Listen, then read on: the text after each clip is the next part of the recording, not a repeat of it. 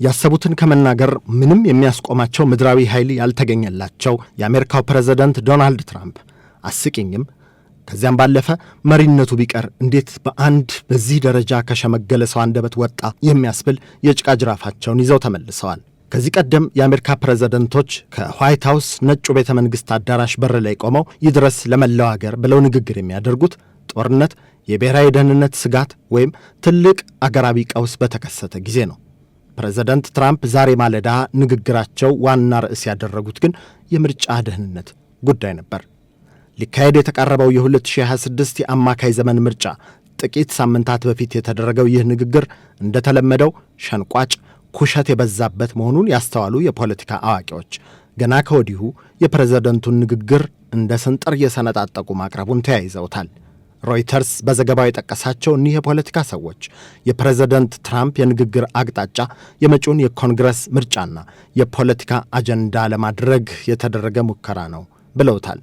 ፕሬዝዳንት ትራምፕ በንግግራቸው የ2020 የአሜሪካ ምርጫ ዙሪያ የውጭ ኃይሎች እጅ እንደነበር ሲጠቅሱ በዚህም ቻይና በምርጫችን መረጃ ላይ ጣልቃ ገብታለች፣ የድምፅ መስጫ ሳጥኖች የደህንነት ክፍተቶች ተገኝተውባቸዋል ካሉ በኋላ ወደፊት መሰል ችግሮችን ለመከላከል ምክር ቤቱ ሴቭ አሜሪካ አክት የተባለውን የምርጫ ሕግ እንዲያጸድቅ ጠይቀዋል።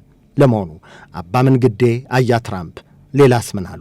የፕሬዝዳንት ትራምፕን ንግግር በተመለከተ የተሰጡ ትንተናዎች አጼ በጉልበቱ ፕሬዝዳንት ትራምፕ ከ2020 ምርጫ ጋር በተያያዘ ያቀረቧቸው በርካታ ቤቱታዎች ጋር ተያይዞ በራሳቸው በሪፐብሊካን ፓርቲ የሚተዳደሩ ግዛቶች ላይ ጭምር በፍርድ ቤቶች በምርጫ መርማሪዎች የተመራ የማጣራት ሙከራ ቢደረግም የተባለው ነገር ስለመፈጸሙ አንድም ማስረጃ አልተገኘም።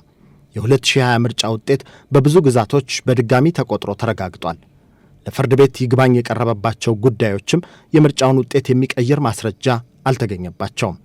ፕሬዝዳንት ትራምፕ በንግግራቸው በ2020 ምርጫ ዙሪያ የቻይና የሳይበር እንቅስቃሴዎችን የሚያጋልጥ አዲስ መረጃ አለኝ ቢሉም የተጠቀሱት ሰነዶች የምርጫ ውጤት እንደተቀየረ የሚያረጋግጥ ማስረጃ እንደሌላቸው የሚከራከሩ ባለሙያዎች ለዚህም የአሜሪካ የመረጃ ተቋማት ከዚህ ቀደም ያቀረቡትን ግምገማ በዋቢነት ጠቅሰዋል።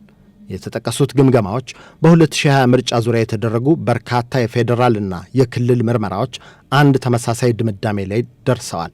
በእርግጥም የውጭ አገራት በምርጫው ወቅት ተጽዕኖ ፈጥረው የነበሩ የሳይበር ጥቃቶችን ሰንዝረዋል ያለው የግምገማ ውጤት፣ ነገር ግን እነዚህ ዘመቻዎች በዓለም እይታ ስር የሚውለውን የአሜሪካ ምርጫ የድምፅ ቆጠራ ወይም የምርጫ ውጤቱን እንደቀየሩ የሚያሳይ የሚረጋገጥ ማስረጃ አልተገኘባቸውም ነው የሚሉት።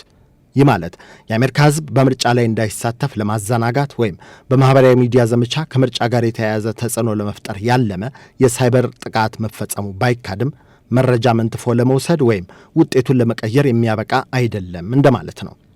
ታዲያ ፕሬዝዳንት ትራምፕ ይህንን 6 ዓመታት ያለፈውን ታሪክ ለምን አሁን ማውሳት ፈለጉ የሚለው የብዙሃን ጥያቄ ነው። ፕሬዝዳንቱ ይህንን ንግግር ያደረጉት የ2026 የአሜሪካ የአማካይ ዘመን ምርጫ በተቃረበበት ወቅት ነው። በምክር ቤት ውስጥ ያለውን አብላጫ ድምፅ ለማስጠበቅ እየተወዳደረ ያለው የፕሬዝዳንት ትራምፕ ወካይ ሪፐብሊካን ፓርቲ በተለያዩ አጀንዳዎች ምክንያት ቅሬታ የተሰማቸው ዜጎችን አስተያየት በመጠቀም ሚዛኑን ለመቀየር እየሞከረ ያለው ዲሞክራቶች በዋናው ምርጫ ያጡትን የምክር ቤት ወንበር ለማግኘት ለዚህ ምርጫ ትኩረት ሰጥተዋል። እናም አያ ትራምፕ የምርጫ ደህንነት የሚለውን መከራከሪያ ካርድ የማንሳት ዋና ዓላማቸው እኔ ልጠብቃችሁ፣ እኛ ሪፐብሊካኖችን ምረጡ የሚል ቅስቀሳ ነው ተብሏል። የፖለቲካ አዋቂዎቹ በእርግጥም ይህ የፕሬዝዳንት ትራምፕ ቅስቀሳ ንግግር የፓርቲያቸውን ጽኑ ደጋፊዎች ለማነቃቃት ሊረዳ ቢችልም ከዴሞክራትም ሆነ ሪፐብሊካን ሳይወግኑ ገለልተኛ ሆነው የቆሙ መራጮችን አስደንግጦ ሊያርቅ እንደሚችል በመግለጽ ፕሬዝዳንቱ ከመሰል ንግግር ለወደፊቱ ቢታቀቡ ብለዋል። አንዴ የፈሰሰ ውሃ ምን ይደረጋል በሚል ድምፅ። በተጨማሪም ፕሬዝዳንት ትራምፕ ከ2020 ምርጫ ጋር ተያይዞ የሚነሱ ቅሬታዎችን መነሻ በማድረግ የአገሪቱን የምርጫ ሕግ ይበልጥ ለማጥበቅ የሚደረገውን ጥሪ እየደገፉ ነው ያሉም አሉ። ተቺዎቻቸው ደግሞ ይህ አካሄድ ከ2026 የአማካይ ዘመን ምርጫ በፊት መደረጉ ለአሁን ብቻ ሳይሆን ለወደፊትም በምርጫ ስርዓቷ ደረቷን ለምትወጥረው አገር መጥፎ ምስል ያሰጣታል ባይ ሆነዋል። የዴሞክራት ፓርቲ መሪዎችና አንዳንድ የቀድሞ የመረጃ ባለሥልጣናት በበኩላቸው የፕሬዝዳንት ትራምፕ ንግግርን በጥብቅ ተቃውመው መግለጫ አውጥተዋል።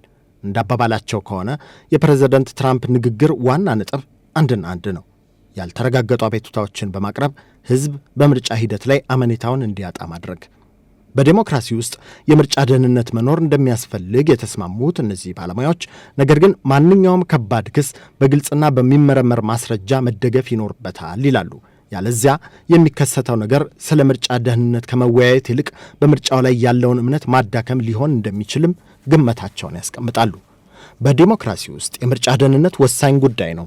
ማንኛውም መንግስት የምርጫ ሂደቱን ከውጭ ጣልቃ ገብነት፣ ከሳይበር ጥቃትና ከህገወጥ ድርጊቶች መጠበቅ ይገባዋል የሚሉት ባለሙያዎች፣ በዚህ ላይ በአሜሪካ ውስጥ የፖለቲካ ፓርቲዎች መሰረታዊ ልዩነት የላቸውም። የሀገር ጉዳይ የሀገር ነው።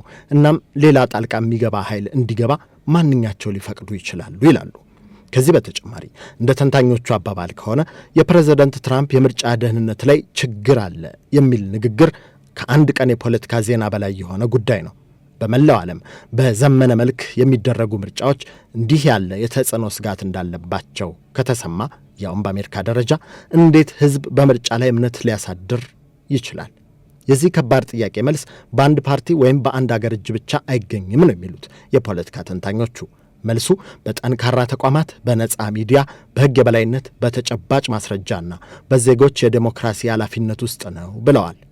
የምርጫ ውጤት ብቻ ሳይሆን የምርጫ ሂደቱ ራሱ ታማኝና ተቀባይነት ያለው መሆን የዴሞክራሲ ዋና መለኪያ ነው የእነሱ አባባል። ለዚህ ዘገባ ከአልጀዚራ፣ አክሲዮስ፣ አሶሺየትድ ፕሬስ እና ሮይተርስ የተገኙ መረጃዎችን በዋቢነት ተጠቅመናል።